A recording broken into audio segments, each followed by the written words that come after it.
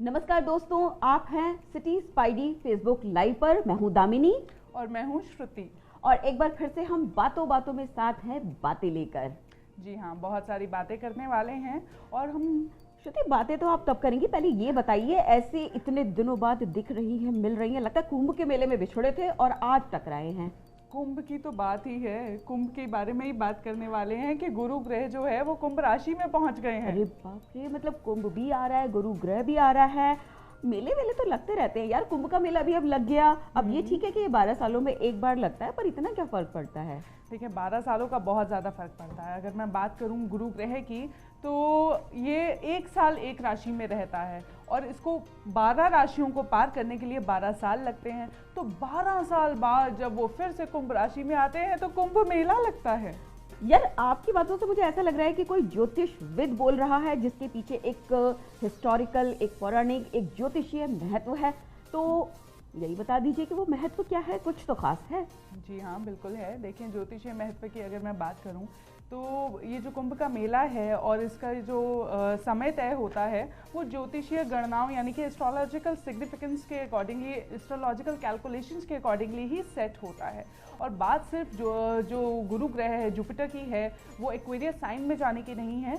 सूर्य का मेष राशि में आना भी बहुत ज़्यादा इंपॉर्टेंट है और इसकी सिग्निफिकेंस तब बन जाती है कि अमृत योग जिसे कहते हैं, जैसे ही 14 अप्रैल को सूर्य आएंगे मेष राशि में, गुरु जो है टच कर चुके हैं एक्वेरियस साइन को, आज रात को 1:50 में ही आ गए थे।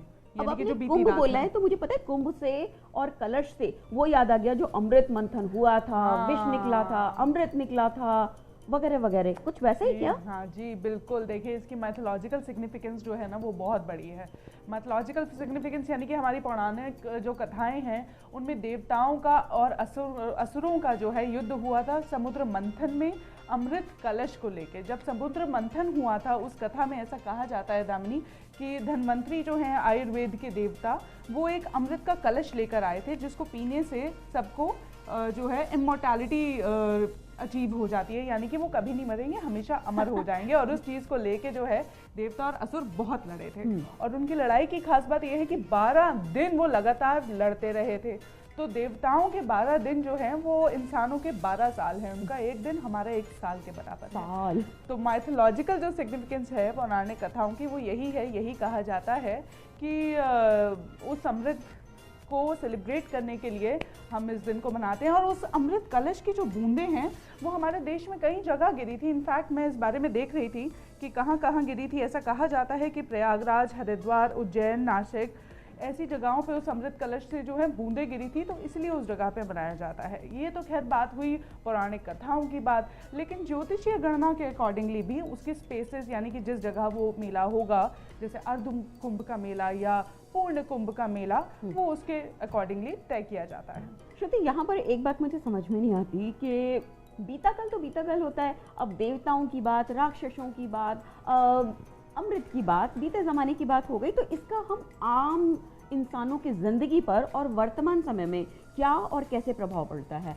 देखें, बात कोई ताल्लुक है मतलब इसके बीच भी? जी हाँ, बहुत गहरा ताल्लुक है। देखें, बात अगर हम पौराणिक कथाओं की करें तो ये विश्वास की भी बातें हैं और आस्था की भी बातें हैं, लेकिन इसमें ज्योतिषीय रहस्य बहुत खास आता है कि क्यों इस दिन को इतना महत्व दिया जाता है। हमारा जो हिंदू कैलेंडर है वो इतना साइंटिफिक है कि प्लैनेट की पोजीशंस देख के हम अपना हर एक त्यौहार तय करते हैं, क्योंकि हर एक ग्रह का हम पे प्रभाव पड़ता है। मुझसे अक्सर लोग पूछते हैं कि ग्रह इतनी दूर बैठे हैं, क्या उनका प्रभाव हम पे पड़ता है? तो मैं कहती हूँ, देखें, सूर्य इतनी दूर है लेकिन प्रकाश तो हम तक पहुँचता है। तो जस्ट बिकॉज हमारा साइंस उस ऊर्जा को अभी टैप नहीं कर पाया है, इसका मतलब ये नहीं है कि ऐसा नहीं होता है। हमारे एस्ट्रोलॉजिकल और मीटाफिजिकल साइंस में इस चीज़ को माना जा चुका है इतने हज़ारों साल पहले कि उनका असर हम पे पड़ता है, हमारी कुंडली पूरी तय हो जाती है। तो गुरु ग्रह का जो है कुंडली में मजबूत रहना भी जो है उतना ही ज़रूरी है। यहाँ तक कि जो गुरु ग्रह है, ऐसा कहा जाता है कि अगर कुंडली में मजबूत हो तो लड़कियों का अच्छा पति, अच्छा घर परिवार, पिता का साथ बिल्कुल मिलता है। ऐसे लोगों को जीवन में स्टेबिलिटी के लिए, खासतौर पे फाइनेंशियल स्टेबिलिटी के लिए जो है बहुत ज़्यादा संघर्ष नहीं करना पड़ता, और उनको पितरों का यानी 4 फादर्स का भी बहुत सपोर्ट रहता है। और वही अगर जो जुपिटर है यानी गुरु ग्रह है वो कमज़ोर हो जाए, such people actually have to face lot of financial struggles. उनको फाइनेंसेस को लेके धन संपदा को लेके बहुत स्ट्रगल करनी पड़ती है। ज़िंदगी का जो पहला हिस्सा है वो स्ट्रगल में जाता है और बहुत मेहनत करने के बाद, मशक्क़त करने के बाद भी वो बहुत मुश्किल से किसी किसी कुंडली में वो एक घर बना पाते हैं। तो गुरु की ये महिमा है। और लड़कियों की कुंडली में ऐसा कहा जाता है खास तौर पे कि गुरु जो है वो पति का डिफाइन करता है। तो शादी हो भी जाती है, अगर गुरु ग्रह का असर प्रभाव खराब है तो शादी होने के बाद भी वो सुख परिवार में नहीं मिलता, ससुराल वालों से वो सपोर्ट नहीं मिलता जो कि मिलना चाहिए।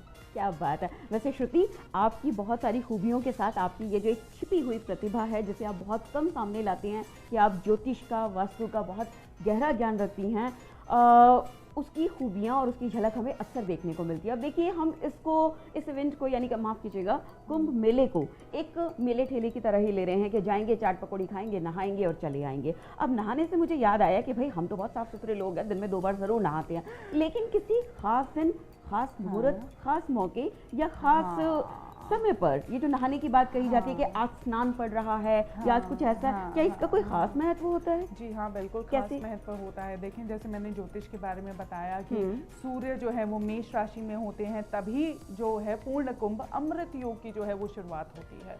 सूर्य का उस समय, सूर्य और चंद्रमा की जो स्थिति है वो कौन से कॉन्स्टेलेशन में है, ऐसा पंचांग हम देखते हैं, एस्ट्रोनॉमिकल कैलकुलेशंस को अपने बिल्कुल उंगलियों पे रखते हैं, तब हम कहते हैं this is the perfect position, favourable timing, जिसमें अगर हम नहाएंगे तो जो हमारी इच्छा है, जो हमारा प्रण है, डिपेंड करता है उस मोटिव पे जो हमने प्रण लिया है या जो हमारा मोटिव है, उसके अकॉर्डिंगली हमें मोक्ष की प्राप्ति होती है।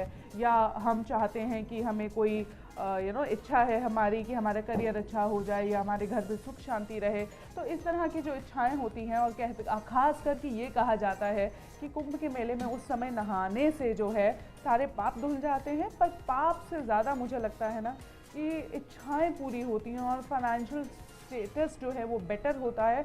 और अगर वो भी ना हो पाए, क्योंकि हर किसी की कुंडली अलग होती है, हर किसी की ज़िंदगी अलग होती है, तो कम से कम उसको इतनी शक्ति मिलती है, उसको इतना ज्ञान या इतना सपोर्ट लाइफ में मिलता जाता है कि वो कैसे तैसे जो अपना समय है वो बिना अफेक्ट हुए, या यूँ कहूँ कि स्थित प्रज्ञ होके निकाल लेते हैं। पैसे की बात आ रही है, ये दिल चाहिए पैसा, थोड़ा सा और पैसा और थोड़ा सा और पैसा, ठीक है। तो ये टिप्स तो आजमाई जा सकते हैं। लेकिन श्रुति, आप बात कर रही हैं भारतीय पौराणिक संस्कृति की, तो उसमें एक चीज़ हम हमेशा नोटिस करते हैं कि जो भारतीय संस्कृति है वो कहती है कि भाग्य उन्हीं का साथ देता है जो अपने कर्म पर विश्वास रखते हैं, यानी कि मनसा वाचा कर्मणा, जो कर्म किए जाते हैं, कर्म के आधार पे भाग्य बदलता है। तो ये जो भाग्य है ये इन चीज़ों से कितना प्रभावित होता है, और हम कर्म को ही प्रधान क्यों नहीं मान लेते?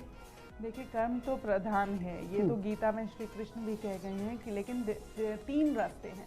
कर्म योग होता है, उसके अलावा भक्ति योग होता है, सांख्य योग है, जिसकी हम बातें करते हैं हमारे हिंदू दर्शन में। तो कहा जाता है कि भक्ति योग से भी हमें मोक्ष मिल सकता है, कर्म योग से भी मिलता है। तो ये तो इंसान के ऊपर निर्भर करता है कि वो क्या फॉलो करता है। अगर वो कर्म पे फोकस करता है और किसी चीज़ से अफेक्टेड नहीं फील करता, तो वो भी एक अपना रास्ता होता है। वरना तो जितने नास्तिक हैं वो सब ऐसे ही रह जाते हैं। तो क्यों नास्तिक जो लोग होते हैं कहते हैं कि हम भगवान में नहीं मिलते, मैं तो कहती हूँ उन पे भगवान की ज़्यादा कृपा है कि वो कर्म कर पा रहे हैं, वो अफेक्टेड नहीं होते किसी चीज़ से। तो वो भी अपने आप में कृपा है, वो भी ईश्वर की ऊर्जा का एक रूप है। और जितने आस्तिक हैं वो तो ईश्वर का नाम लेते ही हैं, तो उनको तो गाइडेंस मिलती जाती है, इंट्यूटिव गाइडेंस यूज करते करते वो जिंदगी बिताते जाते हैं। और श्री कृष्ण तो कह भी गए हैं, कर्मण्येवाधिकारस्ते मां फलेषु कदाचन। तो ठीक है कि भाग्य पर पूरा विश्वास रखिए, अपने भाग्य को प्रबल बनाने की कोशिश जरूर कीजिए, लेकिन साथ में अपने कर्मों की दिशा भी सही रखिए। इससे क्या मिलेगा? शक्ति वक्ति मिल जाती है क्या? देखिए, शक्ति की जब हम बात करते हैं तो बात ये है, जैसे गीता में श्री कृष्ण कहते हैं स्थित प्रज्ञ, स्थित प्रज्ञ या चैतन्य होना। हाँ, चैतन्य होना। हम सेल्फ रियलाइजेशन के कॉन्सेप्ट की बात करते हैं। सेल्फ रियलाइजेशन एक ऐसा कॉन्सेप्ट है जिसमें ग्रेजुअली हम जो है अपने माइंड पे फोकस करते करते, अपने थॉट्स को फोकस करते करते हम ये अचीव कर लेते हैं, प्रैक्टिस करते करते, कि जहन में कोई ख्याल ही ना आए। क्योंकि ये विचार ही हैं जो आपके जहन में आते हैं और आपको गुस्सा दिलाते हैं या भावुक बनाते हैं, आपसे हर प्रकार के कर्म करवा लेते हैं, चाहे वो अच्छे हों चाहे वो बुरे हों। अगर आप सोचना ही ज़्यादा छोड़ दें तो, ताकि आप परेशान ना हों, आपको प्रॉब्लम्स ना आए, तो ये जो स्टेट ऑफ माइंडफुलनेस का जो स्टेट है, जब हम ये अचीव कर लेते हैं और हमें ये ध्यान रहता है कि ये जो हमारे अंदर ख्याल आ रहा है वो कहाँ से आ रहा है, क्या हम किसी और की ऊर्जा पिकअप कर रहे हैं। ज्ञानी लोग, जो ऋषि मुनि लोग जिनको कहा जाता है, उनको क्यों आभास हो जाता था? क्योंकि वो सेल्फ रियलाइजेशन के उस स्टेट को रीच कर जाते थे जहाँ वो सुपर कॉन्शियस हो जाते थे। तो यही है परम तत्व से जो कहते हैं ना मिलना, उनकी सुपर कॉन्शियस जो स्टेट है उसको अचीव करना। और जहाँ तक बात आती है कर्मों की, तो मैं ये भी कहती हूँ कि भगवान ने, जो श्री कृष्ण ने भगवत गीता में कहा है, स्थित प्रज्ञ। तो दूसरा तरीका ये है कि आप अपने आप को अफेक्ट ना होने दें। देखें, बुरे वक्त से जब आप गुजरते हैं ना, तो हो सकता है कि आप खुद को इतना मजबूत कर लें कि वो जो बुरा वक्त है आप पे असर डालना या प्रभाव डालना छोड़ दें। बहुत से लोग जो अच्छा समय आते हैं ना उसमें भी बह जाते हैं, और जो इंसान अच्छे समय में भी भावुक हो जाता है, एक्स्ट्रा डिस्काउंट दे देता है और कल को वो उसी पे भारी पड़ जाता है, तो वो फिर जाहिर सी बात है कि जब समय बुरा आएगा तो वो उसमें भी रिएक्ट करेगा। हाँ, बिल्कुल हो जाता है, हाथ जला के हवन करना, इतना डिस्काउंट मत दे दीजिएगा भावुक का। हाँ, तो इसलिए कहते हैं ना, when you are happy don't take decisions, and equally when you are sad don't decide anything big, don't make major decisions of your life on your fleeting impulse or that emotion of that moment। तो ये इसलिए कहा जाता है, और ये शक्ति ही है। ईश्वर जो है आपको शक्ति देते हैं उस समय से उभरने की। आप तो अपनी कुंडली के हिसाब से चल रहे हैं, मतलब आपकी जो डेस्टिनी है वो पहले से लिखी जा चुकी है, ऐसा कहा जाता है, ऐसा माना जाता है। और ज्योतिष में ये बहुत पक्का विश्वास है, क्योंकि हम स्टार्स का स्क्रीनशॉट ले लेते हैं आपके